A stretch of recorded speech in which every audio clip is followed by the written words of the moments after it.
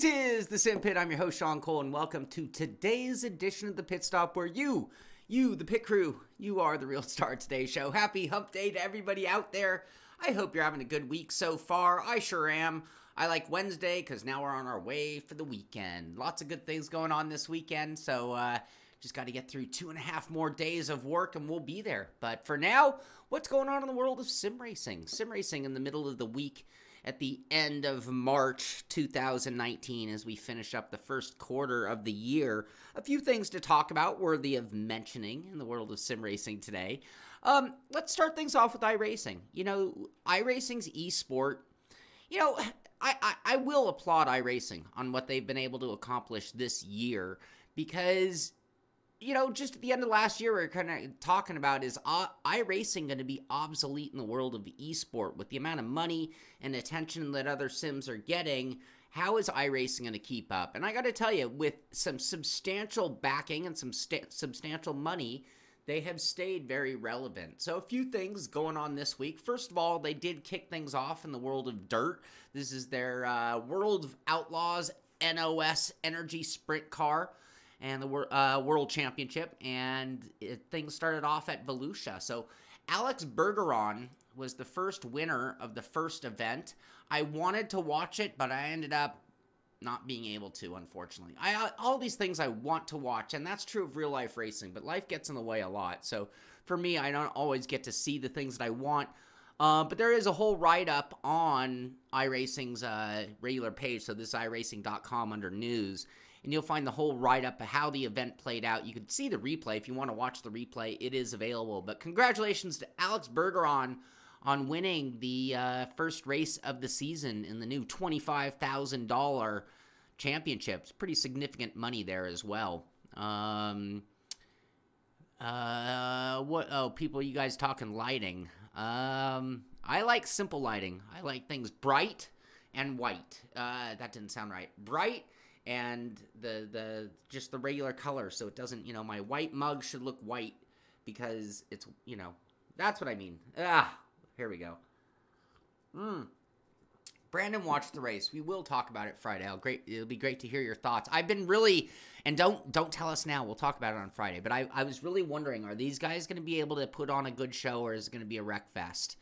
That is what I want to know when we get to Friday. So what else? It wasn't just the World of Outlaw stuff with iRacing. We also are now, this is the 4th race of the season has already happened in the NASCAR side of things. And so they have, when you go to their Twitter page, they have endless pictures. Look at how much promo they are doing. This starts one day out from the event. So you got Junior Motorsports, or JR Motorsports, whatever you want to call it. Do they go by JR or Junior Motorsports?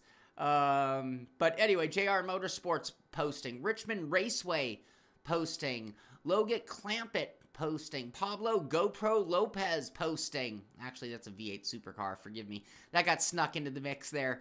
iRacing posting things about it. Wood Brothers posting things about it. It goes on and on. Sunoco posting about it. NASCAR posting about it. They go on to congratulate Conti for winning the pole.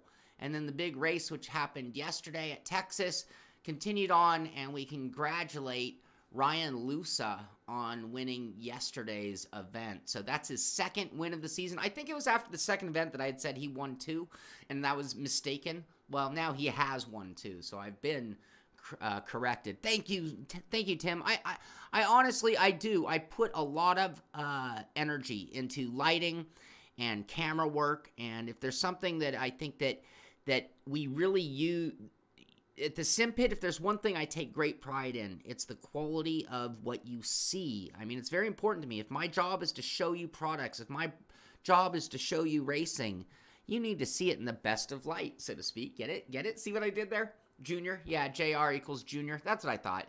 Makes sense being that that's what the name he went by. But maybe I figured that was some play that he did. Like, since I've always been called Junior, I'll call it JR, and then see if people call it JR or Junior. I wouldn't be surprised. The guy's a pretty funny guy if you really get to know Dale Earnhardt.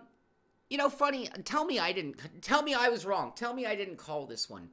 At the very beginning of Assetto Corsa Competizione, I said, you know, it sure seems like they're building this to be an esport-ready platform. It seems like they're almost building it in cahoots with Blancpain in order to really do this dual marketing esport thing that would be really, really smart thing to do. I mean, that's kind of what led me to think they were doing this.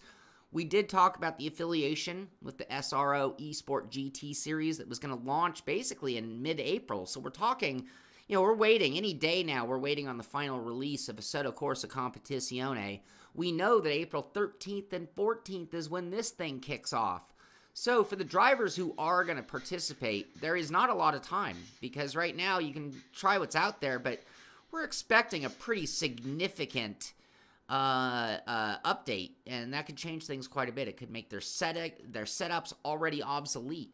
So they might be down to 2 weeks notice before they're already getting ready for the real life well, it's going kind of in conjunction with the 2019 Blancpain GT series. But the big news of the day is the top 3 drivers. You see this?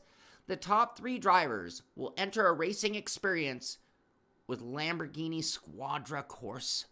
What? What? You mean to tell me that if I can win this championship, I'm going to get a ride with Lamborghini for a racing experience is the word that they use. Lamborghini Squadra Corsa for a racing experience. That would be awesome. Can you imagine? That is one of the greatest prizes in sim racing for sure. The SRO Esport GT Series virtual season will feature 4 rounds and a grand finale, so I guess they're only utilizing portion of the season, 4 rounds and a finale, not even using all the tracks that are within Assetto Corsa Competizione, if you think about it, but Monza, Paul Ricard, Spa-Francorchamps, Nürburgring GP, and the grand finale in Barcelona. I almost need to, no, I'm not going to use it just yet. We'll get worse than that, I'm sure. You'll know what I'm talking about in a minute. What are you guys talking about? You guys are talking Fanatic. Yeah, someone had asked. I believe it's April 24th, I think is the date that they're saying they're going to be shipping out Fanatic wheelbases, if I'm not mistaken. So, all right. What else? What else? They get to spend the whole season with the team. Yeah, this is a big deal. You know, look at the competition will feature 3 classes, 12 pro, 12 silver, 12 amateur drivers. Each of the 3 classes will have the same amount of opportunity to win the round final since there will be 3 class finals, pro, silver, and amateur.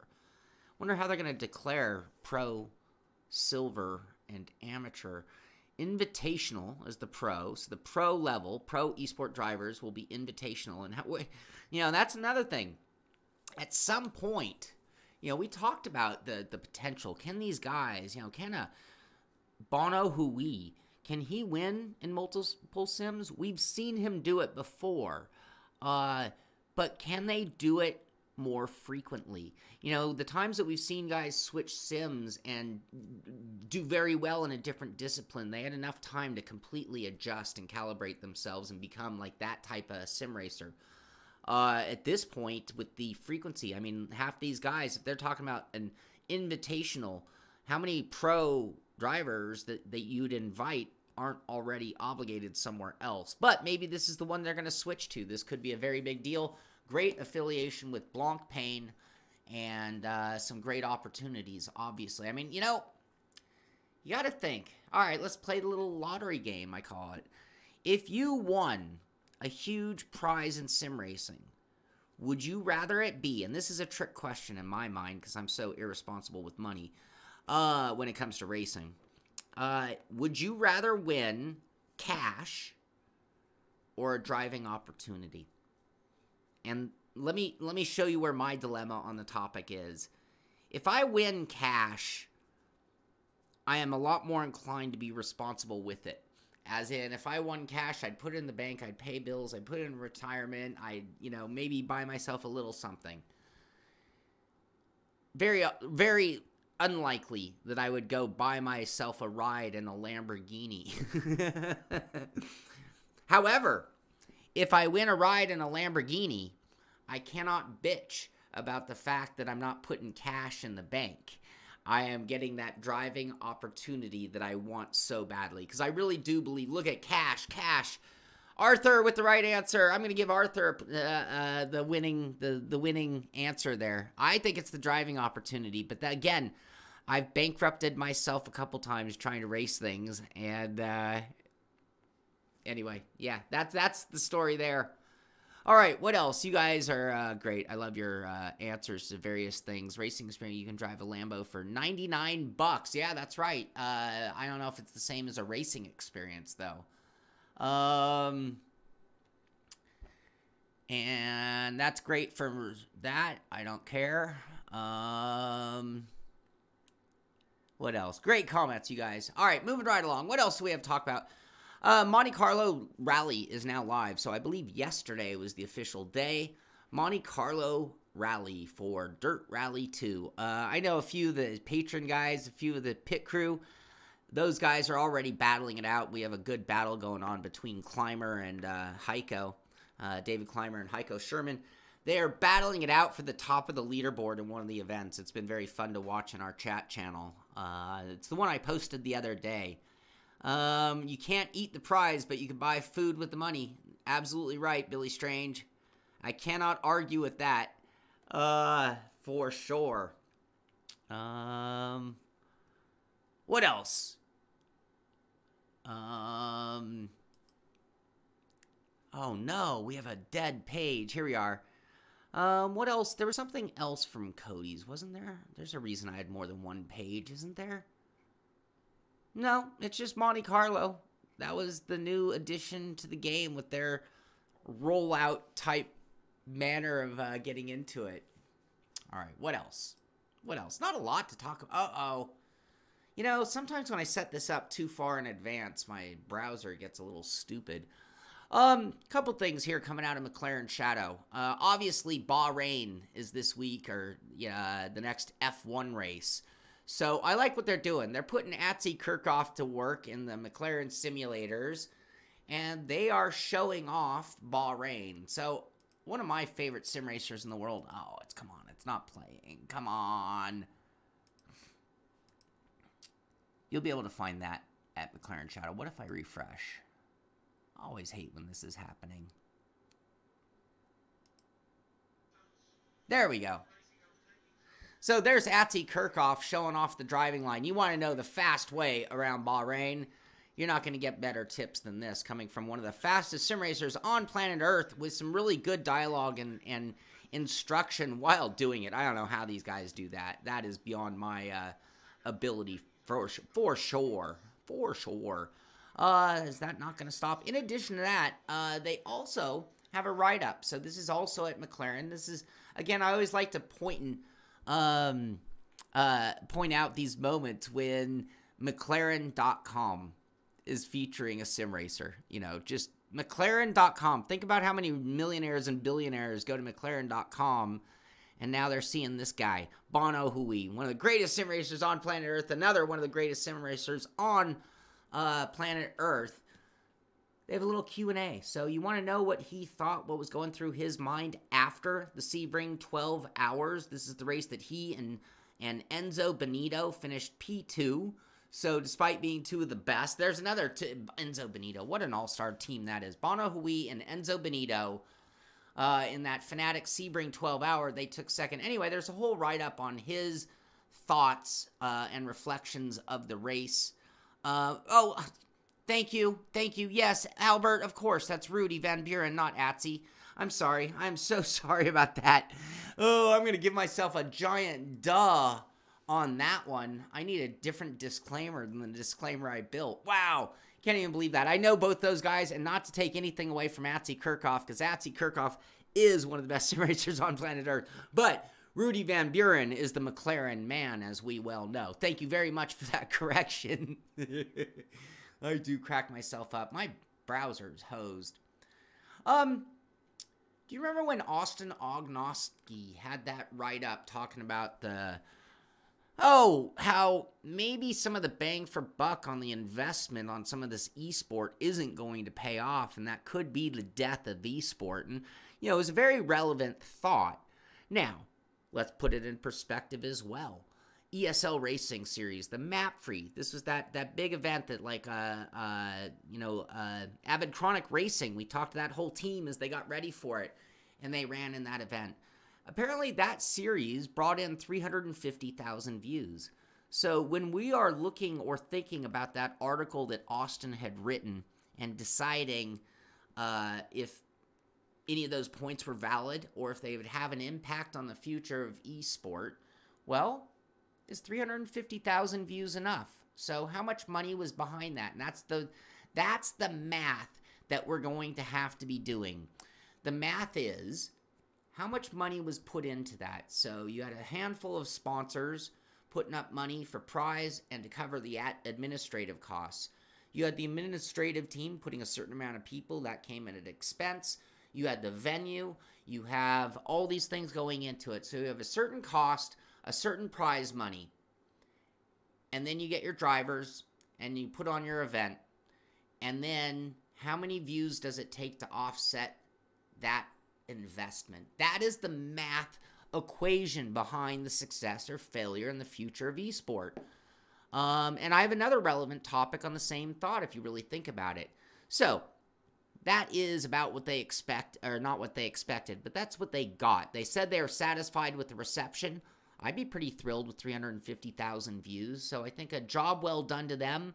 And if this is just the beginning of sim racing, because I think it does translate better than some other esport in terms of entertainment value, that's not a bad stepping stone, and we are in just the first steps of getting underway in this world of esport and sim racing.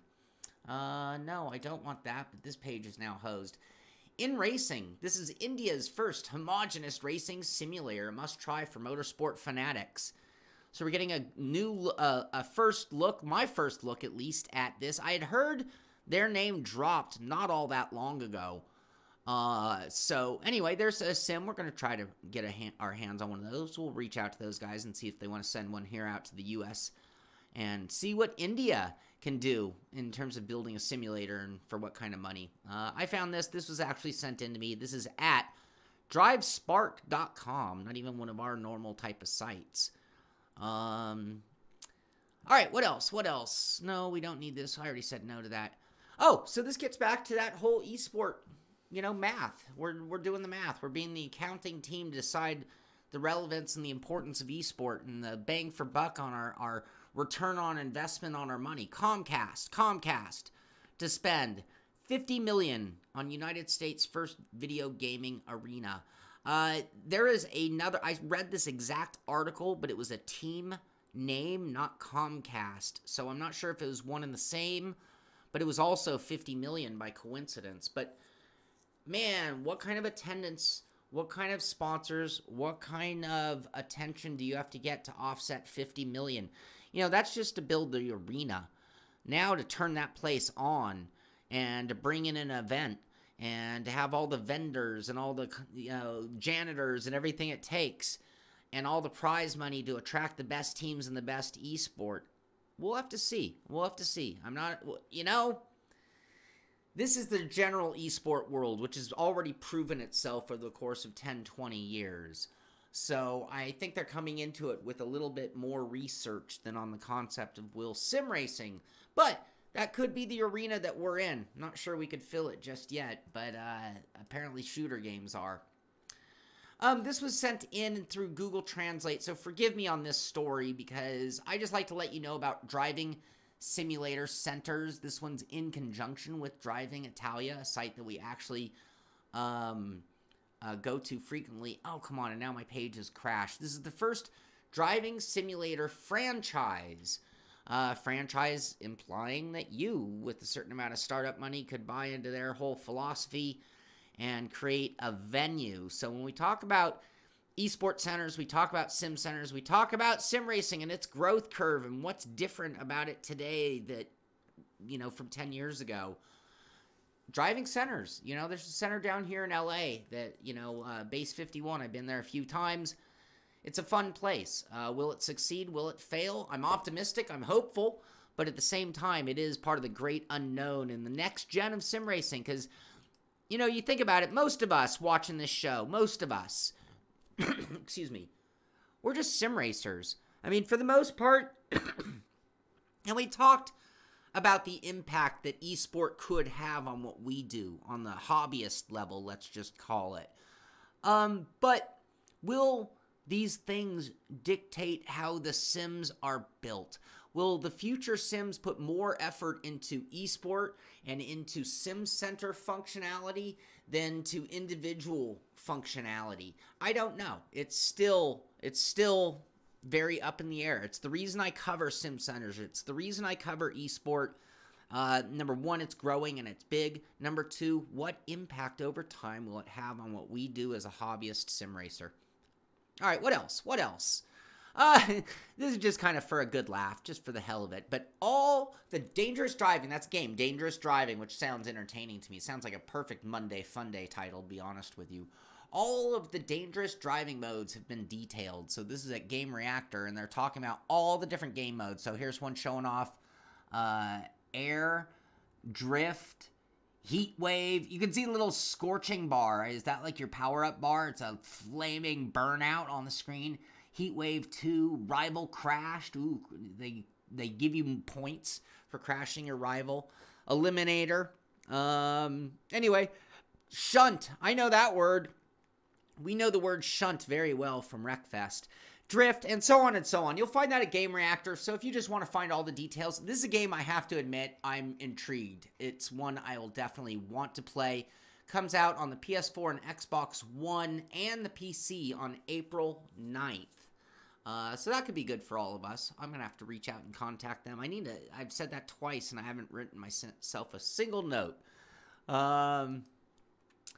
Just to let you know what's going on in the sim racing world to an extent, but you know, all of, whether you're talking NASCAR, IndyCar, or in this case, Formula One, fan zones. That's a big deal of going to a race now, is the whole fan zone. And what are they doing to entertain you or educate you about that sport that you're a fan of? And in the case here, we're seeing a picture. This is the Bahrain this week, talking about the Pitstop Challenge. But if you scroll down, they'll show this, and there's a good display here of, it looks like some of those Formula Play seats, and this is just some sim racing entertainment that will be going on in that fun zone. So, not sure if there are any prizes at stake.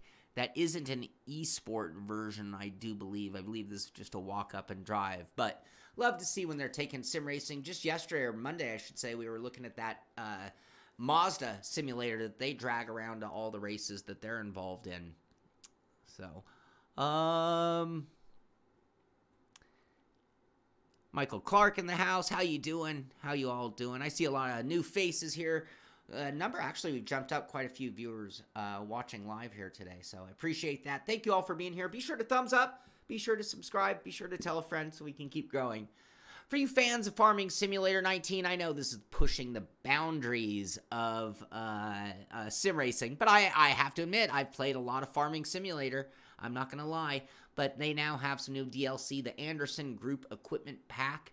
I think it was €7.99, if I'm not mistaken. Yes, so that's more expansion that you can do to Farm Sim. We'll just keep moving right along on some of these. True achievements, talking about the achievement list that's been revealed for Driving Essentials. So this is a game called Driving Essentials. Don't know much about this one, but learning the basics, seeing is believing, all the way down to who turned off the lights, drive free drive at least 3 miles at night. So it's going to be a free drive type game. I believe this was about real traffic, right? Isn't that one of the whole points of Driving Essentials? So anyway, there are all the achievements you can get. And that's pretty much it with the news, except for my favorite news of the day. This is single-handedly my favorite news of the day. You ready for this one? Tonight. Oh yes, tonight, it's Lionheart. It's Lionheart IndyCar Series, and it will be the 273 Grand Prix at the Glen, minus 273 GP at the Glen. 37 laps, which is, I did a practice last night, and I made it about 24 laps. Michael Clark getting in on the donation train. Where's my thingy? Where's my thingy? There it is. There we go for Michael Clark. Thank you. I don't know why that thing seems to screw up. It's a pretty simple thing. Anyway, this is going to be tonight. I will go live at about 7:30 my time. 7:30 this evening. Hump Day Coffee, by the way. Thank you, Michael, very much. Thank you very much, Michael. And Garen goes for history. So he's going to try to round 2. With round 2 approaching this week, the eyes are shifted again to Dan Garen. Well, that's his name, Dan Garen. Dan Garen, who won the finale and the Season 7 opener at Homestead, is in a position to achieve something no other driver in Lionheart history has been able to do, to achieve 3 consecutive wins. So that'll go all the way back to next year. He is blazingly fast. Last night in the practice race, he was one of the top guys. I had a little server issue, and I have to admit, I had 0 practice. I showed up 30 minutes before the race, turned a handful of laps, and then was just... oh my gosh, I was just like getting speed each and every race, and then when it kind of all went to crazy, I just started pushing more and more each lap, trying to get faster to guys like Dan Garen, because I'm like a couple seconds off their pace. But I will be broadcasting this tonight for sure. It'll be on the Global Sim Racing channel tonight for sure, and definitely tune in for that one. And I see that Lionheart Racing Series is in the house. Thank you for being here. Thank you for putting on such a quality series, and I am looking forward to tonight's race. I should probably do a little more practice before the race, but I think I'm about where I'm going to get. Mike's here. SimRacing 604 in the house. He had a write-up that just came out talking about his best Assetto Corsa Competizione VR and force feedback settings. So if you have tried Competizione and you're not maybe getting the most out of your wheel, maybe not getting the most out of your VR, Mike has been generous enough to give you all, look at all this. This is very detailed. All of the settings across the board, even some sim experience.